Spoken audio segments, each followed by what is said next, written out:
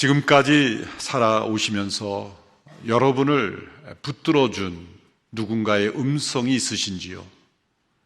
힘들고 지쳐서 낙심하여 절망 가운데 있을 때 여러분을 다시 일어서게 하는 그런 음성 말입니다. 모두가 등을 돌릴 때 괜찮아, 너는 소중한 사람이야 라고 말해주면서 곁에 서 있어 주던 그런 음성 말입니다. 어떤 이에게는 그 음성이 아버지나 어머니의 음성일 수 있고, 어떤 이에게는 스승의 음성이고, 또 어떤 이에게는 가까운 친구의 음성일 수 있습니다.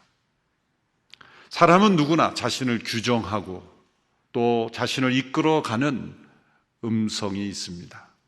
어떤 음성은 평생 자신을 짓누르는 음성이고, 어떤 음성은 힘들 때마다 다시 일으켜 세워주는 음성이기도 합니다.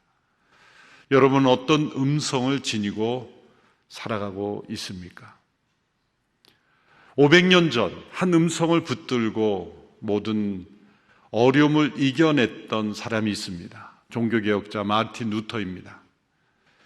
로마 교황청의 권력과 싸워서 개혁을 일으킨 사람이기 때문에 많은 사람들이 그를 담대한 사람으로, 용기 있는 사람으로 생각하지만 실상 그는 매우 소심했고 두려움이 많았고 또한 우울증에도 빠졌던 사람입니다. 그가 잠자리에 들 때마다 귓가에 들려오는 마귀의 조롱과 그리고 고소가 끊이지 않았다고 합니다. 너가 이러한 죄를 짓고도 어떻게 하나님의 사람이라고 할 수가 있는가? 네가 과연 개혁가라고 말할 수 있는가? 라는 음성이 끊임없이 그에게 들려왔다고 합니다. 마틴 루터가 그러한 고소의 음성을 들을 때 어떻게 대답했을까요? 나는 그런 사람 아니다 라고 부인했을까요? 아니면 나는 그렇게 나쁜 사람 아니다 라고 변명했을까요? 마틴 루터는 그의 책상에 분필로 한 문구를 써놓고 그런 음성이 들려올 때마다 그 문구에게서 들려오는 음성을 붙잡았다고 합니다. 그 음성은 라틴어로 이렇게 쓰여져 있습니다. 바프티자투스 숨, 나는 세례를 받았다라는 뜻입니다. 나는 이미 하나님의 것이다. 나는 하나님의 자녀다. 나의 옛사람은 예수님과 함께 십자가에 못 박혔다. 죄에 대해는 죽은 자요, 하나님께 대하여는 산 자라는 이 선언, 하나님의 말씀에서 나오는 이 음성을 그는 붙잡고 그 어려운 시기를 극복했다고 합니다. 루터가 붙잡은 그 음성은 자신이 만들어낸 자기 확신이 아니었습니다. 예수님을 통해 자신에게 주어진 선언입니다. 그가 스스로 이루어낸 성취가 아닙니다. 예수 그리스도께서 이루신 일로 인하여 그에게 주어진 선물이었습니다. 그리고 그는 그 선언의 음성을 붙잡았습니다. 오늘 우리가 예수님을 믿을 때 우리에게 주어진 하나님의 말씀, 약속들을 믿고 의지한다는 것은 바로 루터가 의지했던 음성을 동일하게 의지하는 것과 같습니다. 우리를 떠받쳐주는 그러한 음성들은 어디에서 비롯되는 것일까요? 그 음성들의 뿌리를 거슬러 가보면 오늘 본문에 나오는 요단 강에서 들려온 하나님의 음성에 도다르게 됩니다. 예수님이 들었던 이 성부 하나님의 음성이 바로 예수님만이 아니라 저와 여러분에게도 동일하게 들려오는 음성이라는 기쁜 소식입니다. 예수님께서 요단 강가에 서신 것은 당시에 죄인들이 죄를 고백하고 물로 세례를 받기 위해 요한에게 세례를 받기 위해 서신 바로 그 줄이었습니다. 세례 요한이 예수님이심을 알아보고 만류합니다. 제가 당신께 세례를 받아야 하는데 어찌하여 여기에 서 계십니까? 세례 요한의 만류는 지극히 당연해 보입니다. 요한이 보기에 예수님 줄을 잘못 서신 것입니다. 그런데 예수님은 그 자리를 고집하시며 이렇게 말씀하셨습니다. 지금은 그렇게 하도록 하여라. 우리가 이와 같이 하여 모든 의의를 이루는 것이 옳다. 여기서 그는 도덕적으로 흠이 없다는 뜻이 아니라 하나님께서 계획하신 뜻을 이루도록 한다는 뜻입니다. 이사야서에 말씀하신 대로 자기 백성의 죄를 짊어지기 위하여 죄인의 자리에 죄인 중에 하나로 헤아림을 받아야 한다는 그 말씀을 이루도록 하신 것입니다. 그래서 예수님은 죄인의 자리에 서신 것입니다. 우리를 예수님의 자리에 서게 하시려고 예수님은 죄인의 자리로 내려오신 것입니다. 예수님께서 이렇게 요한의 세례를 받은 것은 우리에게 본을 보이시려는 행동이 아닙니다. 완전히 죄인의 취급을 받으심으로써 죄인을 대신하는 하나님의 어린 양으로 서시기 위해서입니다. 우리와 자신을 동일시 하신 것입니다. 예수님께서 세례를 받으시고 물에서 올라오실 때 세 가지 일이 동시에 일어납니다. 오늘 본문 16절에서 17절의 말씀입니다. 한 목소리로 함께 읽겠습니다. 예수께서 세례를 받으시고 물속에서 올라오셨습니다. 그때 예수께서는 하늘이 열리고 하나님의 영이 비둘기처럼 자신에게 내려오는 것을 보셨습니다. 그리고 하늘에서 소리가 들려왔습니다. 이는 내가 사랑하는 아들이다. 내가 그를 매우 기뻐한다. 첫째, 하늘이 열렸습니다. 하늘이 스스로 열린 것이 아니라 누군가에 의해서 열린 것입니다. 바로 하늘 아버지 하나님께서 여신 것입니다. 이스라엘 역사에서 수백 년 동안 어떠한 선지자 한 명도 나타나지 않았던 시기가 있습니다. 이른바 계시의 침묵기입니다. 하나님께서 말씀하시지 않은 기간입니다. 마치 하나님께서 세상을 버리신 것처럼 여겨지는 기간이었습니다. 그런데 이제 하늘이 열리고 선지자를 보내신 것이 아니라 하나님께서 직접 말씀하시는 음성이 들려온 것입니다. 두 번째로 성령이 비둘기같이 내려오시는 일이 일어났습니다. 성경에서 비둘기는 새로운 시대를 여는 시점에 나타납니다. 창세기의 천지창조 때 비둘기라는 명칭은 나오지 않지만 하나님의 영이 수면에 운행한다라고 할 때 그 운행한다는 단어는 새가 마치 그 새끼를 품듯이 품는 그런 모습입니다. 노아의 홍수 심판 이후에 노아가 그 땅이 마른다는 것을 확인하기 위해서 비둘기를 보내서 그 비둘기가 다시 돌아온 것을 확인합니다. 그것은 새로운 창조의 시대가 열렸다는 것을 의미합니다. 그리고 이제 예수님의 공생애를 시작할 때 세례를 받으실 때 이 비둘기가 성령의 임재하심으로 나타납니다. 모두 다 새로운 창조의 시작을 알리는 것입니다.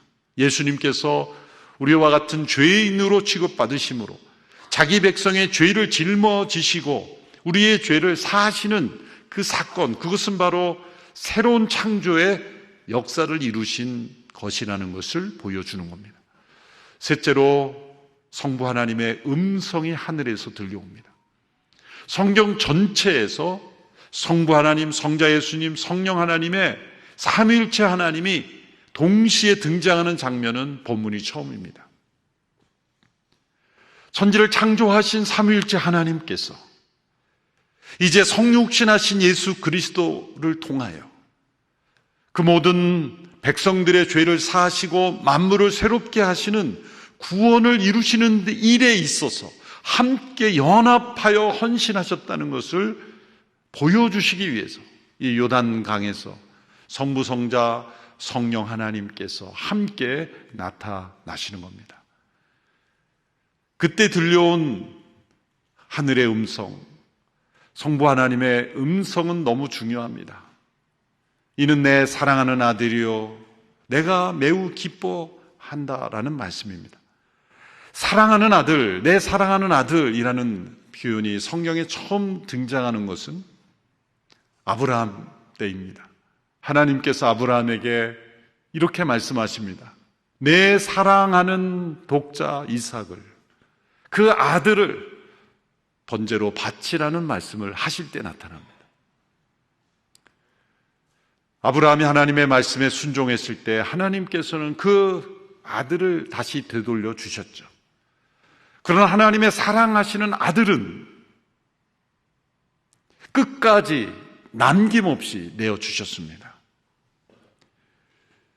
그리고 하나님께서 아브라함을 제지하실 때, 칼을 들고 있는 내리치려는 아브라함을 제지하실 때 이렇게 말씀하시죠.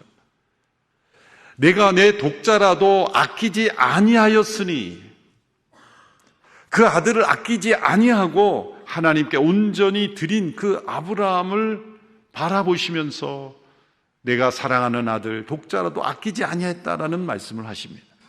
그런데 사도 바울이 훗날 이 말씀을 다시 하나님께로 올려드립니다.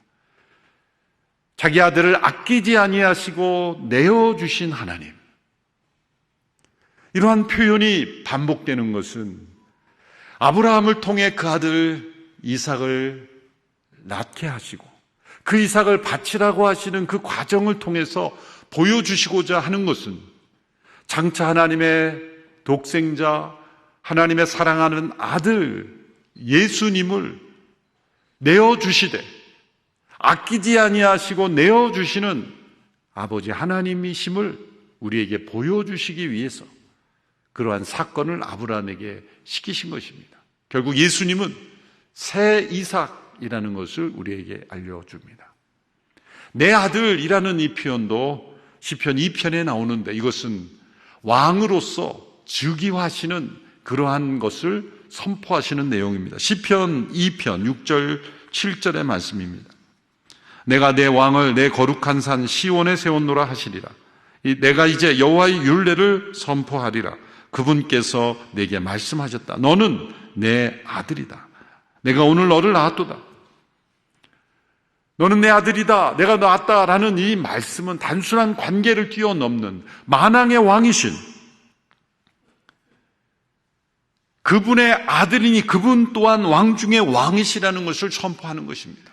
그러므로 내 사랑하는 아들이라고 말씀하신 그분은 만왕의 왕이신 그분이 하나님의 사랑하는 아들로서 죄인과 같이 취급당함으로 세상을 구원하시기 위해 오셨다는 것을 설명합니다. 내 기뻐하는 자다라는 말씀도 이사야서에서는 반복해서 나오는데 기뻐하는 자라는 말씀 다음에 나오는 것이 항상 고난받는 종의 모습입니다. 내 기뻐하는 자라, 그는 고난받는 종이라는 말씀을 풀어주십니다. 그러므로 내 사랑하는 아들이요, 내 기뻐하는 자라는 말씀은 두 가지의 이미지가 함축되어 있는 겁니다. 그것은 만왕의 왕이신 분, 하나님께서 낳으신 만왕의 왕이신 분이 하나님의 뜻을 이루기 위하여 종으로, 고난받는 종으로 이 세상에 오셨음을 선포하는 겁니다. 그러므로 이 말씀은 단순히 칭찬이나 격려가 아닙니다. 이 말씀은 선언입니다. 예수님께서 메시아이심이 그리고 하나님의 아들로서 세상을 구원하시는 일을 행하실 분이라는 것을 선언하시는 것입니다. 왕이신 분이 종이 되었다는 선언입니다. 만유의 주인이신 분이 만물의 찌꺼기처럼 취급받음으로 세상을 새롭게 하시는 일을 행하시기 위하여 이제 첫걸음을 내디시는 것이라고 선언해 주시는 것입니다. 그러므로 하나님께서는 성자 예수님께 이렇게 말씀하시는 겁니다. 내 사랑하는 아들아, 너는 나의 사랑을 통해 이 세상의 죄를 씻고 사람들을 구원하는 일에 헌신하는 일을 시작하는구나. 하나님께서는 그 성자 예수님의 순종을 기뻐하시고 그리고 축복하시는 메시지를 전해주시는 것입니다.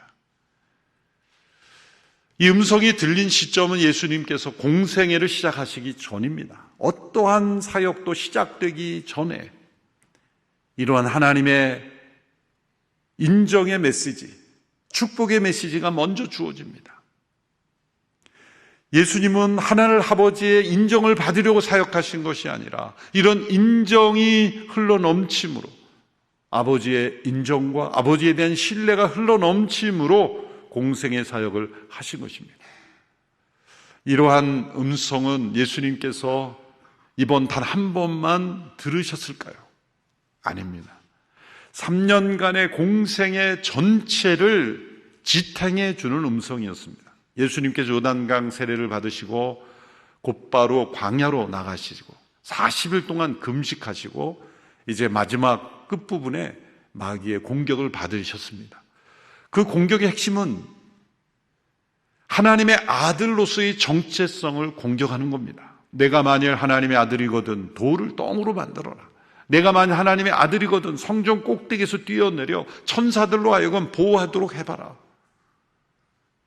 그리고 세 번째 시험은 나와 동업하자. 나에게 절하면 천하 영광을 너에게 주리라. 공통점은 하나님의 아들이라면 이렇게 고통받는, 고난받는 종의 길을 걸을 필요가 없지 않느냐는 겁니다.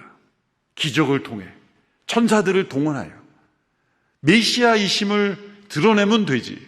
이렇게 금식하고 고난받고 죄인 취급당하고 십자가에서 죽는 일이 왜 필요하냐는 그런 공격입니다.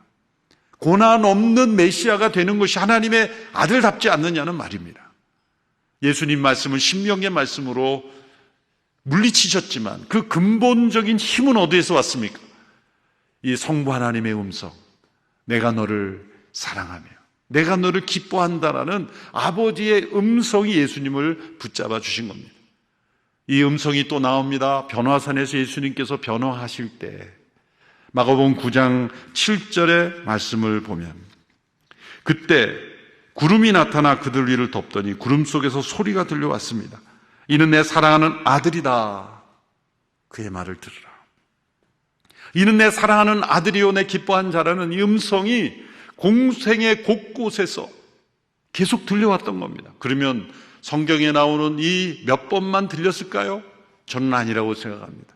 예수님께서 겟세마네에서 홀로 외롭게 기도하실 때, 십자가에서 고통당하실 때, 운명하시기까지 그 많은 시험과 고난, 고통, 십자가의 죽음 앞에 설 때까지도 성부 하나님의 음성이 그 성자 예수님, 완전한 육신이 되어 우리와 같은 육신을 가지고 고통을 받으신 예수님께 끊임없이 들려왔다고 저는 믿습니다.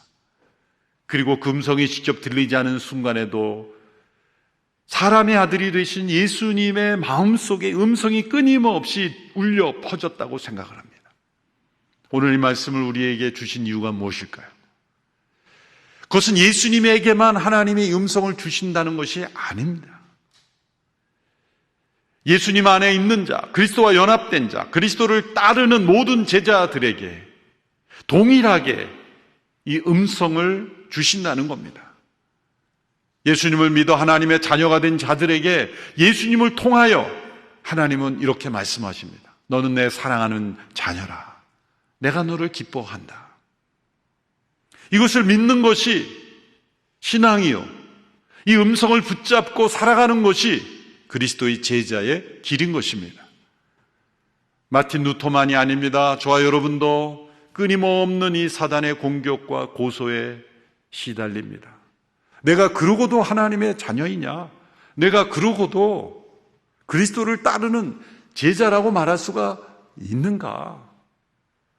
저와 같은 목회자에게 공격은 무엇입니까? 너가 그러고도 설교할 수 있느냐? 그런 음성이 들려올 때 우리가 어떻게 그것을 이겨냅니까? 나는 그러지 않았어. 나는 그런 사람 아니야. 라는 부인이 그런 공격을 이겨낼 수 있겠습니까? 아닙니다. 루터와 같이 나는 세례받았다. 내가 한 일이 아닌 예수님이 행하신 일로, 나의 성취가 아닌 예수님이 행하신 공로로 하나님이 예수님 안에서 나를 너는 내 사랑하는 자녀라 음성을 들려주시는 것을 붙잡을 때 우리는 넘어지지 않을 수 있을 줄로 믿습니다. 이것이 그리스도를 따르는 제자된 삶의 길입니다. 오늘 이 말씀을 통해 저와 여러분이 이 말씀을 굳게 믿고 이 말씀에서 들려오는 성부 하나님의 음성이 저와 여러분의 심령 속에 울려 퍼지게 되기를 바랍니다. 이 말씀과 저의 삶이 함께 체험한 적이 있습니다. 15년 전 한 목사님 돌아가시고 이제 2대 위임 목사로 제가 선출을 받는 과정 속에 저는 이 말씀을 체험했습니다. 이제 15년이 지났으니까 이제는 말할 수 있다.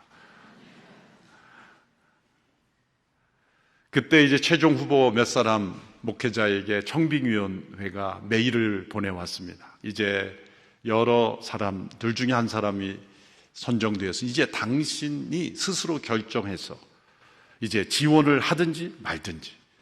그래서 지원을 하면 이제 다음 프로세스로 서류도 내고 또 여러 가지 인터뷰도 하고 그런 과정이 있는 것이죠.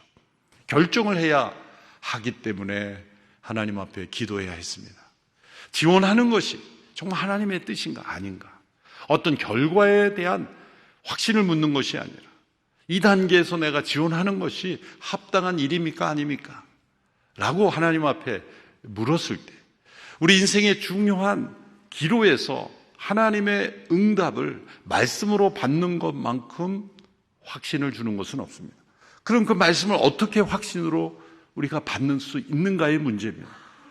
그럴 때 콰이어 타임이나 성경을 읽을 때나 그 말씀이 튀어나오는 듯, 그 말씀이 창으로 찌르는 듯, 그 말씀이 잊혀지지 않는, 그리고 그 말씀이 나를 사로잡는 그러한 말씀이 나에게 주시는 말씀이라고 받을 수가 있죠. 그러나 더 나아가 그 말씀이 짧은 기간에 계속해서 반복하여 들려올 때 그것 하나님께서 나에게 말씀하시는 것이라고 확신할 수 있습니다. 인생에 저도 몇 번 그런 차례가 있는데 바로 그 순간에 이 마태복음 3장의 말씀이 제게 임했고, 그뿐만 아니라 계속해서 그 말씀이 하루 이틀 사흘 나흘 반복해서 우연처럼 나타나는 그 사건 속에서 이 말씀이 계속 임했습니다.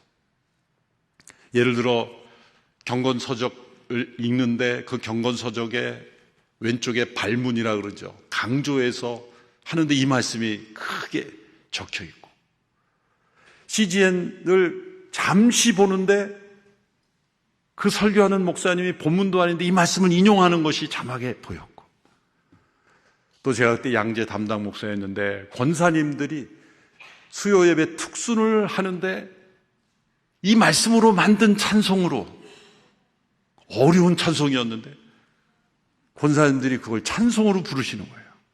그래서 제가 지원하라는 하나님의 뜻이구나, 그렇게 여기고 지원을 했습니다. 이제 청빙위원회 장로님들과 함께 인터뷰를 하는 그런 시간이었습니다. 그때 장소가 서빙고 본당 2층에 있는 순영홀이었는데, 그때 제가 서서 질의응답을 하는데 분명 장로님들과 대화를 하고 있는데 제 머릿속에는 전혀 엉뚱한 장면이 떠올랐습니다. 그 장면은 시간을 거슬러 와서 1987년 말로 기억을 합니다. 그때 저는 온누리교회를 처음 방문했고 대학 청년부에서 단체로 교회를 빌려서 수련회를 했던 때였습니다. 당시 온누리교회는 성도들이 많지 않아서 외부에 수련회 장소로 임대를 주기도 했어요. 빌려주기도 했습니다. 그래서 2층에 당시 온돌방으로 되어 있어서 자면서 숙직을 하면서 수련회를 할 수 있었어요. 약 한 70여 명이 빌려서 수련회를 했습니다. 그날 밤 집회를 마치고 저는 바로 잠자리에 들었습니다. 왜냐하면 그날 밤 설교를 해주신 어느 교회 목사님이 깊은 잠에 들어가게 하는 설교를 해주셨기 때문에 그 잠기운을 들고 저는 바로 잠자리에 들었어요. 그런데 깨어있는 소수의 청년들이 집회가 마치고 간절히 기도하기 시작했었어요. 저는 몰랐습니다. 저는 깊이 자고 있었어요. 그런데 갑자기 문을 두드리면서 저를 깨우는 소리가 나왔습니다. 재훈이 형 빨리 나와봐. 저기 난리 났어. 근데 형을 찾아. 성령이 충만한 한 자매가 저를 빨리 찾아오라고 부르라는 거예요. 그래서 문을 열고 들어갔더니 몇 친구는 피아노 밑에서 구르면서 회개하고 있고, 이 몇 청년들한테 성령이 임해서 회개가 일어나고 방언이 터지고 그런 일들이 일어나고 있었어요. 그런데 그 성령으로 충만함을 받은 한 자매가 저를 향해서 손가락을 가리키면서 이재훈, 깜짝 놀랐습니다. 잠에서 깨어서 들어가자마자. 그런데 이 말씀을 암송했어요. 너는 내 사랑하는 아들이요 내 기뻐하는 자다.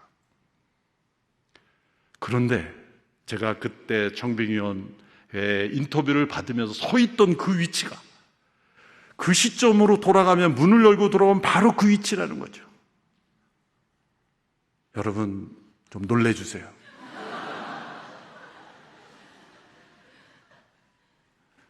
그때 주어졌던 그 음성이 수십 년 후에 제가 바로 그 자리에서 유임 목사가 되는 심사를 받는 그 자리에 서 있었습니다. 그때 제가 결과를 가지고 제가 확신한다는 여부가 아니라 내가 지금 하나님의 인도하심을 따라 걸어가고 있구나. 그때 그 음성과 지금 내가 이 자리에 서 있는 이 말씀이 같다면 내가 걸어가는 걸음이 하나님께서 인정하시는 걸음이겠구나. 그래서 장로님 누가 인터뷰하면서 머릿속에는 그때 일을 상상하면서 내가 여기 있었지. 그때 여기 있었다는 그 전율을 느낀 적이 있습니다. 저에게만 이 말씀에 해당되는 것일까요? 아닙니다. 소수의 특별한 사람에게만 주어진 말씀이 아닙니다. 예수님에게 이 말씀하신 하나님의 음성은 예수님을 믿고 따르는 모든 이들에게 동일하게 주시는 음성입니다. 너는 내 사랑하는 자녀라. 내가 기뻐한다. 우리가 아직 죄인 되었을 때, 우리가 연약할 때, 우리가 하나님과 원수되었을 때라도 우리를 향하여 사랑을 포기하지 아니하시는 하나님께서 그 사랑하시는 아들을 고난받는 종으로 보내셔서 우리를 구원하시고 이루시고 그리고 말씀하시는 겁니다. 너는 내 사랑하는 자녀라. 왜냐하면 내 사랑하는 아들 독자 예수 그리스도가 너를 위하여 죽었기 때문이다. 너의 죄를 사하기 위하여 십자가에 못 박혔기 때문이다. 예수 그리스도로 인하여 너는 내가 포기할 수 없다. 내가 너를 사랑하고 기뻐하노라. 예수 그리스도 안에 있다는 것이 이처럼 놀라운 것입니다. 예수 그리스도 안에 있는 자는 결코 정죄함이 없나니 라는 이 하나님의 말씀이 오늘 우리에게 살아있는 음성이 될 수 있는 것은 우리가 다음엔 더 잘하겠다는 각오를 새롭게 해서가 아닙니다. 보다 똑똑하고 잘나서가 아닙니다. 다른 사람보다 능력이 뛰어나서가 아닙니다. 오직 예수 그리스도, 사랑하는 독자 예수 그리스도께서 그분의 기뻐하시는 종으로 고난받는 순종을 온전히 이루셨기에 하나님은 예수 그리스도 안에 있는 그분을 따르는 모든 이들에게 너는 나의 사랑하는 자녀라고 말씀을 주시는 것입니다. 그러므로 이 말씀이 나에게 주시는 평생을 붙잡는 말씀이 되기를 바랍니다. 제가 이대 유임 목사로 자원하며 헌신하게 된 그 말씀이 저의 삶을 이 말씀을 통해 저는 붙잡아 주실 줄로 믿습니다. 여러분의 인생도 여러분의 미래도 이 음성 위에 세워져 갈 때 여러분은 결코 실패하지 않는 인생이 될 줄로 믿습니다. 여러분은 모두 하나님의 사랑받는 자녀입니다. 이 사실을 믿고 순종하시기를 바랍니다. 기도하겠습니다. 하나님 아버지, 하나님의 독생자 예수 그리스도를 고난받는 종으로 보내셔서 놀라운 구원을 이루어 주시니 감사합니다. 하나님의 크신 사랑, 놀라운 은혜를 믿음으로 응답하며 순종하며 걸어가는 그리스도의 제자들이 다 되게 하여 주옵소서. 이 땅에서 주어지는 모든 시련, 아픔과 상처, 그리고 시험과 유혹, 사단의 모든 공격도 능히 이겨낼 수 있는 하늘의 음성을 우리에게 주시니 감사합니다. 이 음성 위에 우리의 삶을 세우고 그리고 이 음성 위에 우리가 하나님 앞에 헌신하는 믿음의 발걸음이 되게 하여 주시옵소서. 예수님의 이름으로 기도합나이다. 아멘.